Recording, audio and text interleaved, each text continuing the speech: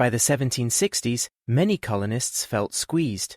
Taxes on paper, tea and trade, plus distant parliamentary decisions, created a sense of injustice. Rural farmers and city merchants began to talk, organize petitions and boycotts, and ask whether American assemblies should have a greater say over taxation and governance. Tensions flared in port cities, especially Boston. When colonists boarded British ships in 1773 and dumped tea into the harbor, it was a dramatic protest against taxation without representation. The British response, punitive laws, and stationing more troops only deepened colonial resistance and fear of military enforcement. On April 19, 1775, shots fired at Lexington and Concord lit the fuse of open war. Local militias confronted British detachments sent to seize arms and leaders. The clashes began as small exchanges but sparked wider mobilization as militia companies rallied across Massachusetts and beyond. After Lexington and Concord, colonial forces surrounded British troops in Boston in a protracted siege. Local militias, coordinated through committees and town networks, began to think beyond short encounters toward sustained resistance and strategic positioning. The Battle of Bunker Hill in 1775 showed the war's terrible human cost. Though colonial forces eventually yielded the ground, they proved they could stand against regular British troops. In 1775, the Continental Congress appointed George Washington to command a unified army, seeking to turn militia energy into a disciplined force. As war became reality, debates shifted toward independence. Delegates wrestled with legal, moral, and political justification for separation. In the summer of 1776, delegates from the colonies adopted the Declaration of Independence, a document that framed grievances and articulated a new political ideal for self-government.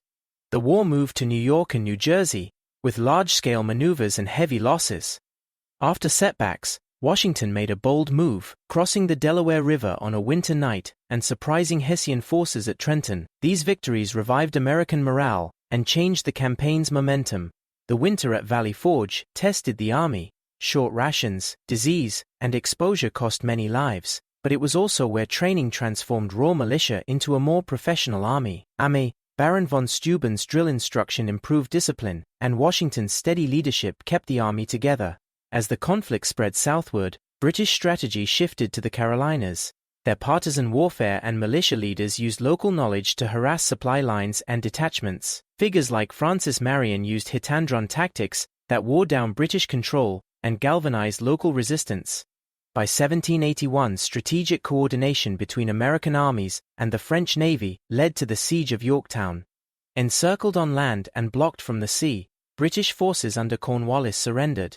Yorktown proved decisive, tipping the balance and making peace negotiations possible.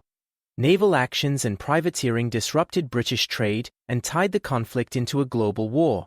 France and later Spain entered the war, stretching British resources and turning a colonial rebellion into a broader imperial struggle that pressured Britain diplomatically and militarily.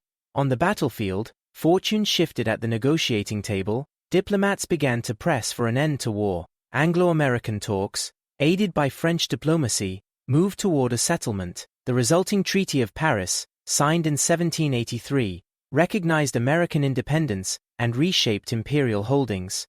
Not all colonists wanted independence.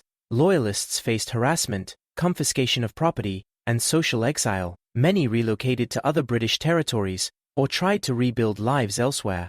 Their experience reminds us the Revolution divided communities and reshaped social landscapes across the new nation. Enslaved people experienced the Revolution in varied ways. Some sought freedom by fighting for British or American forces, others endured continued bondage. The war opened possibilities and promises for some, but the institution of slavery persisted, leaving a complex and often painful legacy.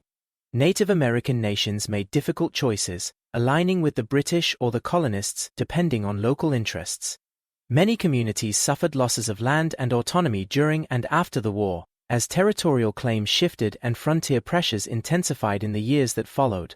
After the war, newly independent states wrote constitutions and debated how much power to grant central authority.